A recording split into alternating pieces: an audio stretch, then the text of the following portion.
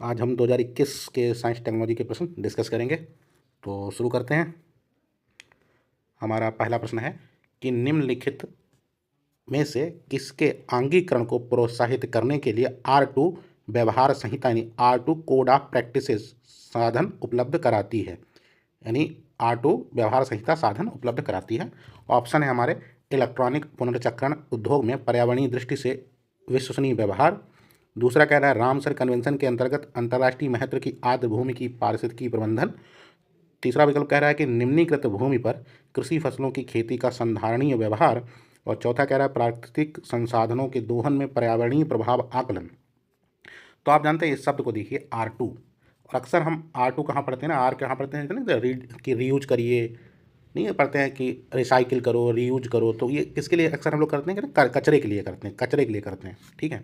अब जैसे इसमें बोला गया है इलेक्ट्रॉनिक पुनर्चक्रण उद्योग में पर्यावरणीय दृष्टि से संभावनीय व्यवहार, यानी आप पुनर्चक्रण की बात कर रहा है, ठीक है, रिसाइकिल की बात कर रहा है। और यही R2 का मतलब है। यहाँ पे R2 कोड ऑफ प्रैक्टिसेस क्या उपलब्ध कराती है, यही कि इलेक्ट्रॉनिक पुनर्चक्रण उद्योग में पर्यावरणीय से विश्वसनीय व्यवहार। अब यहाँ क्या है, आर कितने हैं, 2 आर हैं, एक आर और R2 मतलब 2 का मतलब दूसरा आर, यानी 2 आर हैं। तो पहला आर क्या है कि कह रहा है कि रिस्पॉन्सिबल और रिसाइकल। तो ये कह रहा है कि रिस्पॉन्सिबल हो और रिसाइकल हो, ठीक है, यानी जिम्मेदारीपूर्ण पुनर्चक्रण हो। तो R2 स्टैंडर्ड क्या है कि अंतर्राष्ट्रीय स्तर पर मान्यता प्राप्त एक प्रमाणीय सर्टिफिकेट है। यह मुख्य रूप से उन कंपनियों के लिए बनाया गया है जो इलेक्ट्रॉनिक कचरे यानी ई वेस्ट के पुनर्चक्रण करती हैं। और इसका मुख्य उद्देश्य क्या सुनिश्चित करना है कि ई कचरे का निपटान सुरक्षित तरीके से हो ताकि पर्यावरण को नुकसान ना पहुंचे, और डेटा सुरक्षा यानी डेटा की सिक्योरिटी बनी रहे। जैसे पुराने फ़ोन है या लैपटॉप से जो डेटा हो वो चोरी ना हो, तो उसके लिए क्या हो, उसकी सिक्योरिटी बनी रहे। और श्रमिकों के स्वास्थ्य और सुरक्षा पर भी ध्यान दिया जाए। तो यहाँ R2 का मतलब क्या हो गया रिस्पॉन्सिबल रिसाइकलिंग यानी जिम्मेदारपूर्ण पुनर्चक्रण। हमारा आंसर क्या है, सी हो गया, ए हो गया, इलेक्ट्रॉनिक पुनर्चक्रण पर्यावरणीय दृष्टि से विश्वसनीय व्यवहार। तो ये हमारा आंसर हो गया। तो आर जब भी आए ना तो आप तुरंत पहुंचेगा कि पुनर्चक्रण की ही बात कर रहा है। ठीक है। अगला हमारा प्रश्न है कि पुनः संयोजित यानी रिकॉम्बिनेट वेक्टर वैक्सीन से संबंधित हाल के विकास के संदर्भ में निम्नलिखित कथनों पर विचार कीजिए।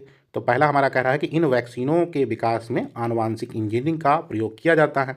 दूसरा विकल्प कह रहा है जीवाणुओं और विषाणुओं का प्रयोग रोगवाहक यानी वेक्टर के रूप में किया जाता है। उपर्युक्त में से कौन सा या से विकल्प सही है। तो जैसे हम अगर शब्द है रिकॉम्बिनेट, ठीक है, तो रिकॉम्बिनेट शब्द का अर्थ क्या है कि डीएनए के साथ क्या हुआ है, छेड़छाड़ की गई है। इसमें एक क्या होता है कि इसमें एक वायरस के आनुवांशिक पदार्थ यानी जेनेटिक मटेरियल में दूसरे रोगाणु जैसे कोविड-19 का स्पाइक प्रोटीन का जीन जोड़ा जाता है, इसलिए जेनेटिक इंजीनियरिंग अनिवार्य है। और इसमें यही बोल रहा है कि इन वैक्सीनों के विकास में आनुवांशिक इंजीनियरिंग प्रयोग किया जाता है। अब यहाँ आ ही गया था रिकॉम्बिनेट, रिकॉम्बिनेट का मतलब ये है कि इसके साथ कुछ छेड़छाड़ किया गया है, और यही कह रहा है कि इसमें जेनेटिक इंजीनियरिंग का प्रयोग करना अनिवार्य है, किया जाता है। तो पहला हमारा सही है। दूसरा कह रहा है कि जीवाणु और विषाणुओं का प्रयोग रोगवाहक के रूप में किया जाता है। तो रोगवाहक यानी वेक्टर, वेक्टर के रूप में किया जाता है। तो वेक्टर शब्द का मतलब ही है गाड़ी या ले जाने वाला।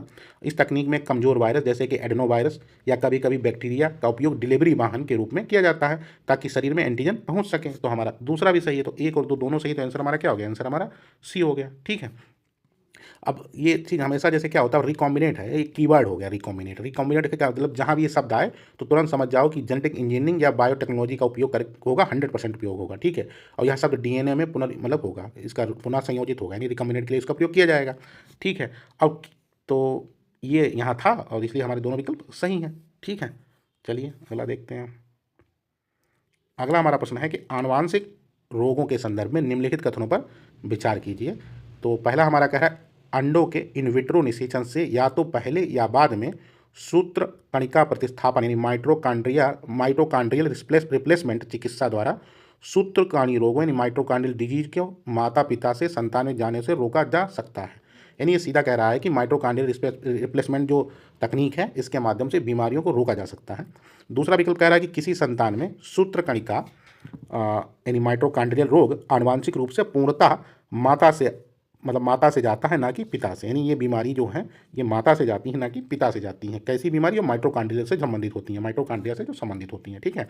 तो जैसे हमारा पहला है कि कह रहा है कि माइटोकांड्रियल रिप्लेसमेंट से बीमारियों को रोका जा सकता है, तो ये एकदम सही है। क्योंकि अगर किसी माँ में के अगर माइटोकांड्रिया में कोई प्रॉब्लम है, जैसे माइटोकांड्रिया किसे क्या कहते हैं, हम पावर हाउस कहते हैं। ठीक है। और उसमें कोई अगर खराबी है तो बच्चा पैदा होने से पहले क्या या IVF यानी इन विट्रो निषेचन के दौरान खराब माइटोकॉन्ड्रिया क्या होगा, उसको स्वस्थ डोनर से बदल दिया जाएगा, यानी रिप्लेस कर दिया जाएगा। ठीक है, अगर एक माँ है, उसकी माँ का माइटोकॉन्ड्रिया खराब है, ठीक है, और तो क्या किया जाएगा, इसको हटा के एक स्वस्थ डोनर से स्वस्थ माइटोकॉन्ड्रिया ले लिया जाएगा और उसको उसकी जगह पर रिप्लेस करके मतलब उसको लगा दिया जाएगा। ठीक है, तो ये किया जाता है। तो इससे क्या होगा, इससे ये जो होगा बीमारियों को रोका जा सकेगा। तो एकदम सही है, और इसी से एक संकल्पना बनती है ना 3 पेरेंट बेबी वाली। ठीक है, तो ये उसी से संबंधित है। तो पहला हमारा सही है, क्योंकि अगर हम माइटोकॉन्ड्रियल रिप्लेसमेंट थ्योरी का प्रयोग करेंगे तब हम बच्चों को बीमारी से बचा सकते हैं। दूसरा कह रहा है कि किसी संतान में जो माइटोकॉन्ड्रियल डिजीज है, यानी सूत्र कणिका रोग, इसे कहेंगे माइटोकॉन्ड्रियल डिजीज है, वो आनुवांशिक रूप से माता से होती है, पिता से नहीं। तो एकदम ये भी सही है। क्यों? क्योंकि इंसान में जब बच्चा बनता है तो जो उसे न्यूक्लियर DNA माता और पिता दोनों से मिलता है, लेकिन माइटोकॉन्ड्रियल DNA होता है वो केवल माता से मिलता है। माता के जो एग सेल होते हैं वहाँ से आता है। तो यहाँ पिता का शुक्राणु स्पर्म केवल न्यूक्लियर DNA देता है, माइटोकॉन्ड्रियल DNA नहीं देता है। यानी प्रत्येक बच्चे को जो माइटोकॉन्ड्रियल DNA मिलता है वो माता से मिलता है, ना कि पिता से मिलता है। और अगर उसमें कुछ भी होगा तो उसके लिए जिम्मेदार क्या होगी, माता। ठीक है, तो हमारा पहला सही है, दूसरा गलत है। बोलो सॉरी, दूसरा भी सही है, पहला सही है, दूसरा भी सही, क्योंकि ये भी तो कह रहा है ना कि किसी माता के सूत्र कणिका रोग आनुवांशिक रूप से पूर्णतः माता से ही आता है। तो एकदम सही बात है, ये माता से आता है, ये पिता से, ये दोनों मतलब बीमारी रोक सकता है। तो हमारा प्रश्न क्या हो गया कि इस थ्योरी का प्रयोग करके हम बच्चे में बीमारी जाने से रोक सकते हैं। तो एकदम सही है। दूसरा कह रहा है कि माइटोकॉन्ड्रियल डिजीज जो भी होंगे इसके लिए माता आनुवांशिक रूप से जिम्मेदार है, ना कि पिता। तो ये भी सही है, हमारे दोनों विकल्प सही है। आंसर हमारा क्या हो गया, आंसर हमारा सी हो गया। अगला हमारा प्रश्न है कि बालगार्ड 1 और बालगार्ड 2 प्रौद्योगिकी का उल्लेख किसके संदर्भ में किया गया है?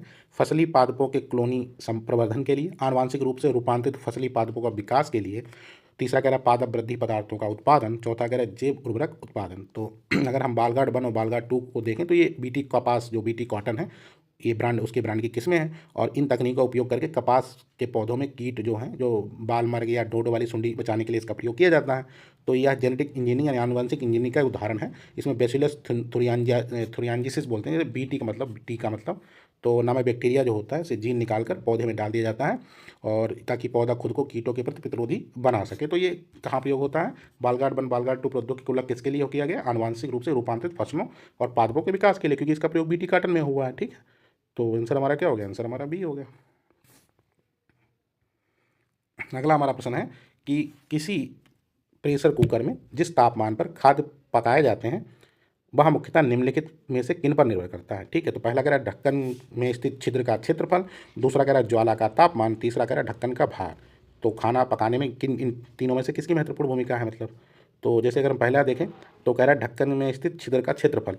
तो क्योंकि छेद का आकार तय होता है और भाप किस दबाव पर बाहर निकलेगी ये इसका छेद ही तय करेगा। तो एकदम ये छिद्र पहला हमारा सही है। दूसरा कह रहा है ज्वाला का तापमान। तो ज्वाला कम या ज़्यादा होने से खाना जल्दी या देर से पक सकता है, लेकिन कुकर के अंदर का अधिकतम तापमान यानी बॉइलिंग पॉइंट दाब पर द्वारा निर्धारित होता है, ना कि आग की गर्मी द्वारा। तो दूसरा हमारा गलत है। दूसरा देखो इसमें भी है, इसमें भी है, इसमें कैंसिल कर दो, आंसर हमारा 1 और 3 आ गया। और ढक्कन का भार भी सही है, क्योंकि सीटी जो होती है यानी सीटी का वजन ही कुकर के अंदर के प्रेशर को रोक कर रखता है। अब वजन जितना ज़्यादा होगा प्रेशर उतना ही बढ़ेगा और तापमान उतना ही बढ़ेगा। तो आंसर हमारा क्या हो गया, 1 और 3। यानी किसी प्रेशर कुकर जिस तापमान पर खाद्य पकाए जाते हैं वह मुख्यतः किस पर निर्भर करता है, ढक्कन के स्थित छिद्र पर और ढक्कन के भार पर। उसका अग्नि से कोई डायरेक्ट मतलब नहीं है। अगर हम समझें, जैसे प्रेशर कुकर का मूल सिद्धांत क्या है कि दाब यानी प्रेशर बढ़ने पर द्रव का क्वथनांक बढ़ जाता है। तो सामान्य बर्तन में पानी 100 डिग्री सेंटीग्रेड पर उबलता है, और कुकर में भारी ढक्कन और सीटी की वजह से क्या होता है, अंदर का दाब बढ़ जाता है, जिससे पानी लगभग 120 से 125 डिग्री पर उबलता है। और ज़्यादा तापमान मतलब खाना जल्दी पकेगा। और ज्वाला जो होती है फ्लेम का काम बस कितना होता है, उस तापमान तक पहुँचाना। और एक बार पानी उबलने लगा और सीटी बजने वाली स्थिति में आ गई तो आग आप कितनी भी तेज़ कर दें, कुकर के अंदर का तापमान नहीं बढ़ेगा, बस भाप तेज़ी से बाहर निकलेगी। ठीक है, तो हमारा आंसर क्या हुआ, 1 और 3 हमारा आंसर था। अगला हमारा प्रश्न है कि निम्नलिखित पर विचार कीजिए, जीवाणु, कवक, विषाणु उपर्युक्त में से किन्हें कृत्रिम संश्लेषित माध्यम से संवर्धित किया जा सकता है? ठीक है, तो मतलब कि किसको हम ना कि लैब या पेट्री डिश या कल्चर माध्यम से उगाया जा सकता है, यानी किसको बनाया जा सकता है लैब में। तो पहला कह रहा है जैसे जीवाणु, तो इसे लैब में पोषक के माध्यम से आसानी से उगाया जा सकता है, एकदम सही है। दूसरा कवक है, इसे भी लैब में उगाया जा सकता है, मशरूम वगैरह नहीं हम देखते हैं ब्रेड एडेड बनाते हैं, तो ये सही है। विषाणु ये तीसरा जो है ये गलत है, क्योंकि वायरस को जीवित रहने के लिए, प्रजनन करने के लिए जीवित कोशिका की आवश्यकता होती है, वे निर्जीव यानी आर्टिफिशियल माध्यम नहीं बढ़ सकते। तो तीसरा हमारा गलत है। 1 और 2 हमारे सही हैं। अब 3 देखिए, तीनों में है, इनमें काट दीजिए, आंसर हमारा ए हो गया। ठीक है, क्योंकि विषाणु बिना जान के बेजान है। ठीक है, यहाँ मतलब जान का मतलब है जीवित कोशिका। अगर कृत्रिम माध्यम कृत्रिम है, नॉन लिविंग है, तो वायरस अपनी संख्या नहीं बढ़ा सकता। ठीक है, तो क्या हो गया, तो विषाणु नहीं होगा। अब अगर हम देखें जीवाणु, कवक और विषाणु के बारे में देखें, तो जीवाणु क्या है, जीवित कोशिका है, कवक भी जीवित कोशिका है, लेकिन विषाणु क्या है, जीवित और निर्जीव के बीच की कड़ी है। अगर उनको देखें कि कृत्रिम माध्यम से जीवाणु को संभव है, कृत्रिम माध्यम से संभव कवक भी है, लेकिन केवल विषाणु के लिए केवल जीवित होस्ट ही संभव है। ठीक है, जीवाणु के उदाहरण जैसे ई कोयलाई हो गया, कवक हो गया, मशरूम ईस्ट हो गए, कवक के उदाहरण है, और कोरोना, HIV, इन्फ्लुएंजा वगैरह विषाणु के उदाहरण है। तो 1 और 2 हमारा आंसर है। अगला प्रश्न है हमारा कि निम्नलिखित कथनों पर विचार कीजिए। एडिनो वायरस में एकल तंतु DNA संजीन यानी जीनोम होता है, जबकि रेट्रो वायरस में द्वितंत्र DNA संजीन यानी जीनोम होता है। दूसरा अगर कभी कभी सामान्य जुकाम एडिनो वायरस के कारण होता है, जबकि एड्स HIV रेट्रो वायरस के कारण होता है। तो अगर देखें तो पहला जैसे हमारा है ना, पहला हमारा एकदम गलत है। क्यों? क्योंकि एडिनो वायरस जो होता है वो द्वितंत्र होता है, एकल नहीं होता है। और वहीं रेट्रो वायरस जो होता है वो एकल तंतु होता है। ठीक है, यानी एकल तंतु सिंगल स्टैंडर्ड RNA होता है। जैसे HIV क्या है, एक रेट्रो वायरस है। ठीक है, जिसमें RNA है। तो पहला हमारा गलत है और दूसरा हमारा सही है, क्योंकि कभी कभी जो जुकाम होता है एडिनो वायरस के कारण होता है, और एड्स होता है वो रेट्रो वायरस है। ठीक है, तो एड्स कैसा वायरस है, रेट्रो वायरस है। ठीक है, क्योंकि जो होता है ना सामान्य जुकाम कई वायरसों से हो सकता है, जिसमें एडिनो वायरस भी है, और एड्स पैदा करने वाला वायरस HIV होता है, वो रेट्रो वायरस परिवार से आता है। ठीक है, तो इतना याद रखो कि रेट्रो का मतलब होता है उल्टा। सामान्य क्या होता है, जीव DNA से RNA बनाते हैं। ठीक है, DNA से RNA बनाते हैं, लेकिन रेट्रो वायरस में उल्टा होता है, उल्टा काम करते हैं। क्या करते हैं कि उनके पास RNA होता है और वे उससे DNA बनाते हैं। ठीक है, तो ये रेट्रो वायरस में करता है। और रेट्रो क्या होते हैं, सिंगल स्टैंडर्ड होते हैं। ठीक है, चलिए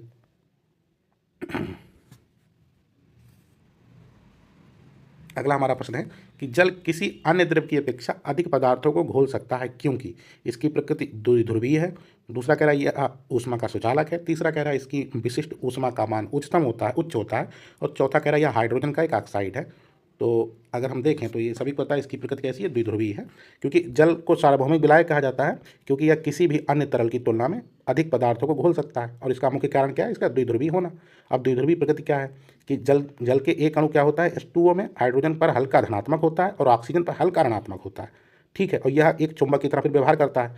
अब घोलने की प्रक्रिया में क्या होगा कि जब हम जल में कुछ घोलते हैं, जैसे नमक, तो जल के अणुओं के धनात्मक और ऋणात्मक सिरे नमक के अणुओं को खींचकर अलग अलग कर देते हैं और उन्हें घेर लेते हैं। ठीक है, तो ये इसलिए बहुत आसानी के साथ घोल देता है, क्योंकि इसमें हल्का सा पॉजिटिव होता है, हल्का सा निगेटिव होता है। अब जब इसमें कोई भी चीज़ डाले, जैसे नमक डाला गया, तो ये क्या करेगा, ये क्या करेगा, जल के अणु क्या करेंगे, धनात्मक और ऋणात्मक सिरे इसको क्या करेंगे, नमक को खींचेंगे और अलग अलग कर देंगे, अलग अलग कर देंगे, तो ये आसानी के साथ घुल जाएगा। ठीक है, तो ये इसलिए इसको बोलते हैं, इसकी प्रकृति कैसी है, द्विध्रुवीय है। और जो है यह ऊष्मा का सुचालक है, ये सब गलत ऑप्शन है। ठीक है, तो आंसर हमारा क्या है, आंसर हमारा ए सही है। हालांकि हमारा अगला प्रश्न है हमारा कि सड़क व्यवस्था के संदर्भ में सोडियम बत्तियाँ यानी लैंप और LED बत्तियों में इस तरह से भिन्न है। तो पहला कह रहा है कि सोडियम बत्तियाँ प्रकाश को 360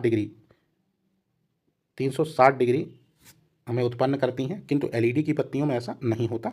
दूसरा कह रहा है सड़क की बत्तियों के रूप में LED बत्तियों की तुलना में सोडियम बत्तियों की उपयोगिता की अवधि अधिक होती है।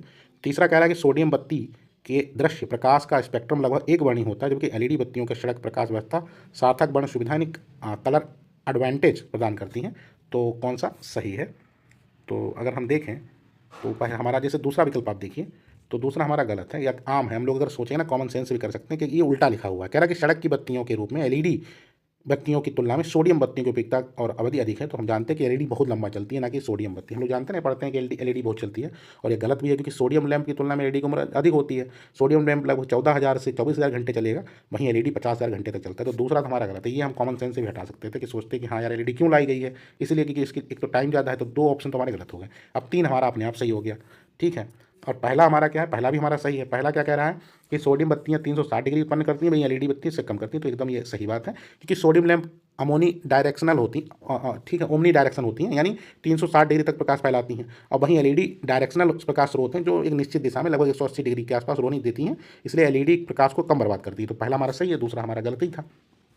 तीसरा भी हमारा सही है, क्योंकि इसमें क्या होता है, सोडियम लेप का प्रकाश लगभग एक वर्णी होता है, यानी पीला होता है। इसमें रंगों को पहचानना बहुत मुश्किल होता है। इसके विपरीत LED जो होता है उसमें बहुत अच्छा मतलब कलर होता है, आप आराम से उसमें देख सकते हैं कौन वस्तु किस रंग की है, तो एकदम दिखाता है। तो हमारा पहला और तीसरा सही है, दूसरा हमारा गलत है। आंसर हमारा क्या हो गया, आंसर हमारा सी हो गया। ठीक है, चलिए अगला देखिए। अगला हमारा प्रश्न है ACE2 का पद का उल्लेख किस संदर्भ में किया जाता है। पहला कह रहा है आनुवांशिक रूप से रूपांतरित पादपों में पुनः स्थापित इंट्रोड्यूस जीन। दूसरा कह रहा है भारत के निजी उपग्रह संचालन प्रणाली का विकास। तीसरा कह रहा है वन्य प्राणियों पर निगाह रखने के लिए रेडियो कॉलर। और चौथा कह रहा है विषाणु जनित रोग का प्रसार। ठीक है, तो ACE2 है क्या? तो यह हमारे शरीर की कोशिकाओं की सतह पर पाए जाने वाले एक प्रोटीन है, इन एंजाइम है। और इसका काम क्या है? यह फेफड़ों, दिल और धमनियों में रक्तचाप को नियंत्रित करने में मदद करता है। चर्चा में क्यों था ये? उस समय कोविड-19 महामारी के दौरान यह शब्द बहुत प्रसिद्ध हुआ क्योंकि SARS-CoV-2 वायरस इसी ACE2 रिसेप्टर के जरिए इंसान की कोशिकाओं में प्रवेश करता था। आप इसे वायरस मतलब आप इसे क्या कि वायरस के लिए शरीर में घुसने का ताला यानी लॉक समझ सकते हैं। चाबी के रूप में कार्य करता था। तो इसका आंसर क्या हो जाएगा? विषाणु जनित रोगों के प्रसार में। ठीक है, तो इसके माध्यम से ही कोविड-19 वायरस शरीर के अंदर प्रवेश कर रहा था। तो ये एक तरीके से क्या हो गया कि वायरस रोगों के प्रसार के लिए इसकी उल्लेख इसका बार बार हो रहा था। तो ये आंसर हमारा क्या हो गया? आंसर हमारा डी हो गया। ठीक है, बाकी जैसे लिया जेनेटिक मॉडिफाई फसल, ये सब चीज़ें तो नहीं है, ये उपग्रह भी नहीं है, रेडियो कॉलर भी नहीं। आंसर हमारा डी है। ये वायरस फैलाने में इसकी बहुत महत्वपूर्ण भूमिका थी। अगला हमारा है कि बिस्फेनॉल ए यानी BPA जो चिंता का कारण है, निम्नलिखित में से किस प्रकार के प्लास्टिक उत्पादन में एक संरचनात्मक मुख्य घटक है। तो पहला कि निम्न घनत्व वाले पॉलीएथिलीन, पॉलीकार्बोनेट, पॉलीएथिलीन टेरेफ्थलेट और पॉलीविनाइल क्लोराइड। तो कह रहा है कि जो बिस्फेनॉल ए जो चिंता का कारण निम्न किस प्रकार के प्लास्टिक उत्पादन का एक संरचनात्मक मुख्य घटक है। तो इसका उपयोग कहाँ होता है कि यह एक औद्योगिक रसायन है जिसका उपयोग मुख्य रूप से पॉलीकार्बोनेट प्लास्टिक यानी अपाक्सी रेजिन बनाने में किया जाता है। और चिंता का कारण क्या है कि BPA भोजन या पानी में घुलकर हमारे शरीर में प्रवेश कर सकता है और यह हमारे शरीर में हार्मोन्स जोन के साथ छेड़छाड़ कर सकता है, जिसमें प्रजनन क्षमता, मस्तिष्क विकार, मधुमेह जैसी बीमारियां हो सकती हैं। और ये पाया कहाँ जाता है? ये खासतौर पे पानी की बोतलें, खाने के डिब्बे आदि में ये पाया जाता है। तो आंसर हमारा क्या है? आंसर हमारा हो जाएगा B पॉलीकार्बोनेट। ठीक है, तो पॉलीकार्बोनेट एक सख्त होता है, पारदर्शी प्लास्टिक होता है और ये BPA इसी का मुख्य आधार है। और इसका उपयोग प्लास्टिक की थैलियाँ, नरम बोतलों बनाने में आदमी किया जाता है। और यह प्लास्टिक जिसमें डिस्पोजल, मिनरल वाटर बोतलें आदि आती हैं। तो ये हमारा क्या होगा? पॉलीकार्बोनेट हो गया। ठीक है, चलिए अगला हम देखते हैं। अगला हमारा प्रश्न है कि निम्नलिखित में से किसमें ट्राइक्लोसन के विद्यमान होने की सर्वाधिक संभावना है जिसके लंबे समय तक उच्च स्तर के प्रभाव में रहने के लिए हानिकारक माना जाता है। तो जैसे दिया खाद्य परिरक्षक, फल पकाने वाले पदार्थ, पुनः प्रयुक्त प्लास्टिक के पात्र, प्रसाधन सामग्री। तो ट्राइक्लोसन क्या होता है? एक एंटी बैक्टीरियल या एंटी फंगल एजेंट होता है ये। ठीक है, और इसे उत्पाद की सेल्फ लाइफ बढ़ाने में इसका या कीटाणुओं को मारने के लिए इसका इस्तेमाल किया जाता है। और ये पाया कहाँ जाता है? या मुख्य रूप से टूथपेस्ट हो गया, साबुन है, हैंड वॉश है, बॉडी वॉश है, तो इन कॉस्मेटिक उत्पादों में ये पाया जाता है। हानिकारक क्यों है ये? शोध के अनुसार क्या निकला था? ट्राइक्लोसन के लंबे समय तक संपर्क में रहने से हार्मोन असंतुलन हो सकता है, प्रतिरोधक क्षमता हमारी इम्यूनिटी कम हो सकती है और एंटीबायोटिक रेजिस्टेंस का खतरा बढ़ सकता है। इस कारण कई देशों ने इस पर प्रतिबंध लगा दिया और कड़े नियम लगाए। तो ये इसका प्रयोग कहाँ होता है? इसका प्रयोग होता है प्रसाधन सामग्री यानी कॉस्मेटिक्स में। ठीक है, तो आंसर हमारा क्या हो गया? डी हो गया। खाद्य परिरक्षक में नहीं होता है क्योंकि अगर खाद्य में डालोगे तो जहरीला कर देगा। फल पकाने में भी नहीं होता, वहाँ एथिलीन या कार्बाइड का काम प्रयोग किया जाता है। और पुनः प्रयुक्त प्लास्टिक पात्र में भी नहीं होता क्योंकि अभी हमने पढ़ा है वहाँ क्या प्रयोग होता है? ABPA, मतलब इससे जस्ट ऊपर वाले प्रश्न में ये है। ठीक है, यानी पुनः प्रयुक्त प्लास्टिक में हम क्या प्रयोग करते हैं? BPA। ठीक है, तो हमारा आंसर क्या हो गया? हमारा आंसर ये हो गया। ठीक है, अगला है हमारा कि खगोलीय दूरियां प्रकाश वर्ष में मापे जाने का कारण निम्नलिखित में से कौन सा है। तो पहला है तारकीय पिंडों के बीच की दूरियां परिवर्तित नहीं होती हैं, इसलिए इसका प्रयोग किया जाता है प्रकाश को। खगोलीय दूरी प्रकाश वर्ष में मापने का कारण क्या है? दूसरा कह रहा है कि तारक पिंडों के गुरुत्व परिवर्तित नहीं होते, इसलिए इसका प्रयोग किया जाता है। तीसरा कह रहा है प्रकाश सदैव सीधी रेखा में यात्रा करते हैं, इसलिए इसका प्रयोग होता है। और चौथा कह रहा है कि प्रकाश की गति यानी स्पीड सदैव एक समान होती है, इसलिए इसका प्रयोग होता है यानी प्रकाश का दूरी मापने में। तो अगर हम देखें तो इसका प्रयोग इसलिए किया जाता है कि प्रकाश की गति स्पीड सदैव एक समान रहती है, इसलिए इसका प्रयोग किया जाता है। क्योंकि आप देखें ब्रह्मांड की विशालता, अंतरिक्ष में तारों और आकाशगंगाओं के बीच की दूरी इतनी अधिक होती है कि इन्हें किलोमीटर या मील में लिखना संभव होता है। और प्रकाश की स्थिति क्या होती है? भौतिक विज्ञान के अनुसार निर्वात में भी प्रकाश की गति हमेशा स्थिर रहती है। ठीक, यानी 3 × 10⁸ मीटर प्रति सेकेंड होता है। अब भरोसेमंद ये मानक है क्योंकि चूंकि प्रकाश की गति कभी नहीं बदलती है, इसलिए यह दूरी मापने सबसे सटीक है और विश्वसनीय पैमाना बन जाता है। एक प्रकाश वर्ष वह दूरी है जो प्रकाश एक वर्ष में तय करता है, लगभग 9.46 × 10⁻12 किलोमीटर। ठीक है, तो अब अगर हम देखें पहला हमारा क्यों गलत है, तारकी पिंडों के बीच की दूरियां परिवर्तित नहीं होती हैं, और दूसरा कह रहा है कि तारकी पिंडों का गुरुत्व परिवर्तित नहीं होता है। अब खुद सोचो, क्योंकि ब्रह्मांड फैल रहा है और पिंडों के बीच की दूरी भी बढ़ेगी, और दूरी बढ़ेगी तो गुरुत्व भी इनका बदलेगा, तो ये गलत हो जाएगा। ठीक है, ये भी गलत हो जाएगी। दूरियां कह रहे परिवर्तित नहीं होती, दूरियां परिवर्तित होती हैं क्योंकि ब्रह्मांड फैल रहा है, तो पहला और दूसरा हमारा गलत। तीसरा कह रहा है प्रकाश सदैव सीधी रेखा में चलता है, तो सीधी रेखा में चलना दूरी मापने का मुख्य कारण नहीं है, बल्कि निश्चित गति मुख्य कारण है, तो ये भी नहीं होगा। आंसर हमारा क्या होगा, यही होगा, प्रकाश की गति सदैव एक समान चलती है, जैसे निर्वात में चलेगा वैसे हर जगह चलेगा, तो आंसर हमारा क्या हो गया, डी हो गया। इसीलिए प्रकाश वर्ष को दूरी का मापक रखा जाता है, क्योंकि प्रकाश की गति सदैव एक समान रहती है हर माध्यम में। चलिए, धन्यवाद, मिलते हैं नेक्स्ट वीडियो में। ठीक है, जो भी हो कमेंट करके बताइएगा। धन्यवाद।